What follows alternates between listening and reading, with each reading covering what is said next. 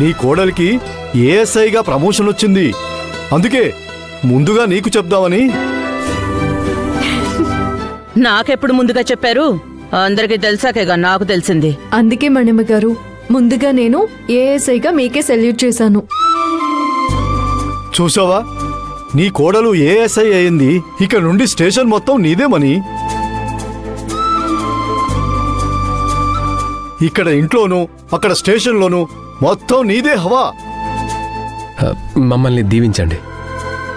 దానికి ప్రమోషన్ వస్తే నువ్వు కాళ్ళు మొక్కుతానంటావేంట్రా? భార్య అంటే బెటర్ ఆఫ్ కదా.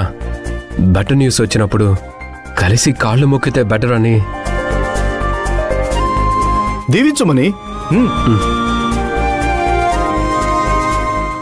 ఆయురారోగ్యాలతో ఐశ్వర్యాలతో కలకాలం వర్ధిల్లండి. లేవండి. సరే వెళ్ళండి.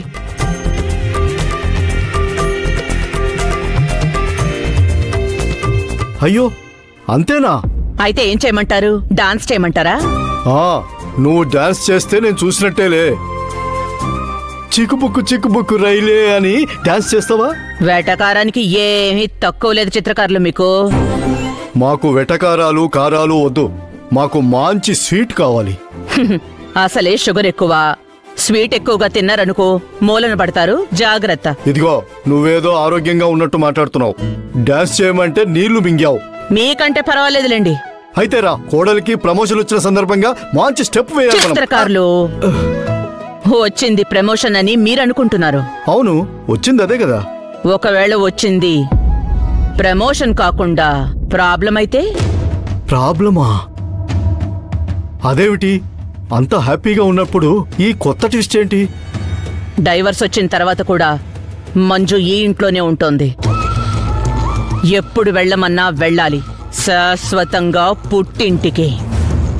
నువ్వు మళ్ళీ మొదటికొచ్చావా? అవును. మీకు కోడలు కావాలా, ఏఎస్ఐ కావాలా?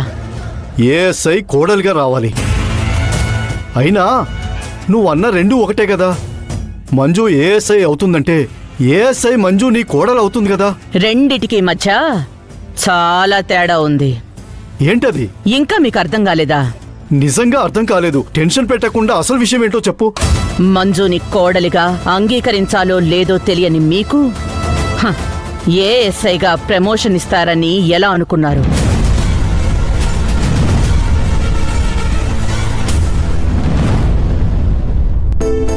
అమ్మా మంజు. మామయ్య గారు. ఏమ్మా, ఏం స్వీట్ చేస్తున్నావు? మ్యాగీ చేస్తున్నావా, పాయసం చేస్తున్నావా? ఎందుకు మామయ్య గారు? ఎందుకేంటమ్మా, నీకు ప్రమోషన్ వచ్చింది. వేడుక చేసుకోవాలంటే స్వీట్ ఉండాలి కదా. ఉంటాయి, కానీ మా మామయ్య గారు తినకూడదు కదా. అందుకే ఏమీ చేయలేదు. నువ్వు ఊరుకో అమ్మా. ఒక్కరోజు స్వీట్ తింటే ఏం కాదులే. మీ అత్తలాగా నువ్వు కూడా కండిషన్ పెట్టకు. సరే, ఈ ఒక్కరోజు ఓకే మామయ్య గారు. మళ్ళీ మీరు తినకూడదు. సరేనమ్మా. మళ్ళీ నేను స్వీట్ తినాలంటే నేను తాతను కాబోతున్నాను అన్న శుభవార్త వినాలి. సరేనా?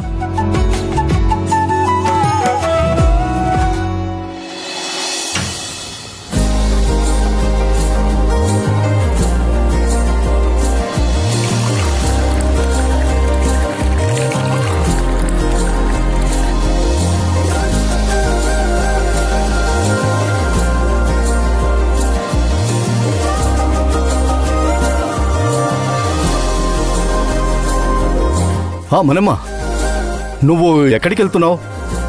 కోడలికి ప్రమోషన్ వచ్చిందని ఫ్రెండ్స్కి పార్టీ ఇస్తున్నావా ఏంటి? ఎందుకలా సీరియస్గా చూస్తున్నావు? కాస్త ప్రేమగా ఉండు, నవ్వుతూ ఉండు, నవ్విస్తూ ఉండు. నవ్వుతూ నవ్విస్తూ ఉండేవాళ్ళని జోకర్ అంటారు. మణమ్మని మణమ్మలాగే ఉండనివ్వండి. ఆ రెండో పేరుతో మీకు నచ్చితే ఆ పేరు మీరే ఉంచుకోండి. బాగా ఎక్కువైంది కదా, కొంచెం తగ్గించండి. బాగా ఎక్కువైందంటే నువ్వు అన్నమాటే నేను అంటున్నాను. నేను తగ్గించుకోవాలా? సరేలే, నువ్వెప్పుడు ఇంతేగాని కోడలి పిల్ల స్వీట్ చేస్తుంది, కాస్త తిని వెళ్ళు. కాకి పిల్లకి ప్రమోషన్ వచ్చినంత మాత్రాన కోడలైపోదు. స్వీట్ చేసి వాళ్ళ ఆయనకి తినిపించుకుంటుంది. వాళ్ళ మధ్యలో మనం ఎక్కడ దూరతాం? నువ్వు అదృష్టవంతురాలువే.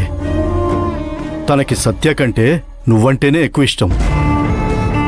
ఫస్ట్ స్వీటు నీకే తినిపిస్తుంది. సరే, అదే చూద్దాం. సత్యా, సత్యా! ఏంటమ్మా? ఏం లేదు నాన్నా, మీ నాన్న మనుషుల్ని ఎంతవరకు అంచనా వేయగలరో కాసేపట్లో అర్థమవుతుంది. అది నువ్వు చూస్తావని పిలిచాను. ఏంటమ్మా, మీ ఇద్దరు ఏమైనా పందెం వేసుకున్నారా ఏంటి? ఈ మణెమ్మతో పందెమా? నెవర్. ఈయనకి కాస్త కనువిప్పు కలిగించాలని ఒప్పుకున్నాను. సరే, అసలు విషయం ఏంటమ్మా? అదిగో ఒకసారి అలా చూడు.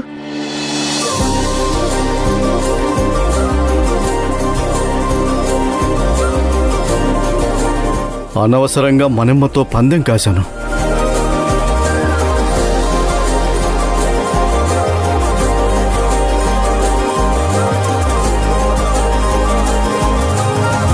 ప్రమోషన్ వచ్చింది కదా, స్వీట్ చేశాను. ఎవరైనా ఫస్ట్ భర్తకే తినిపించాలనుకుంటారు కదా.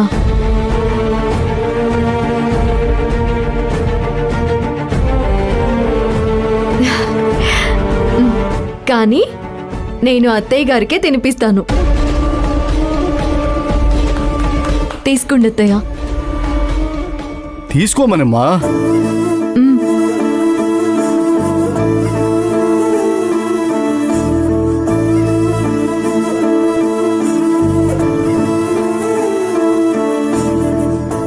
ఎలా ఉంది? కాస్త తీపి తగ్గింది. మళ్ళీ కలపమంటారా? కొన్ని కలపగానే కలిసిపోవు.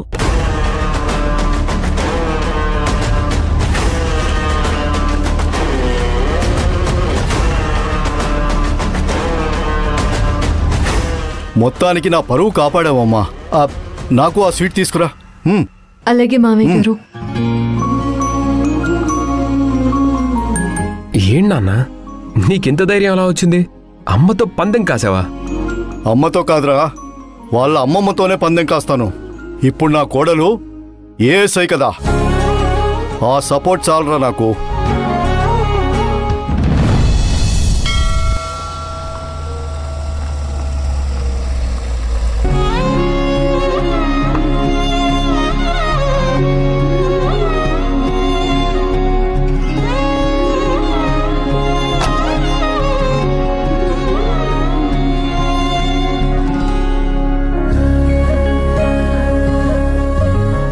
ఏంటో అంత కలలా ఉంది.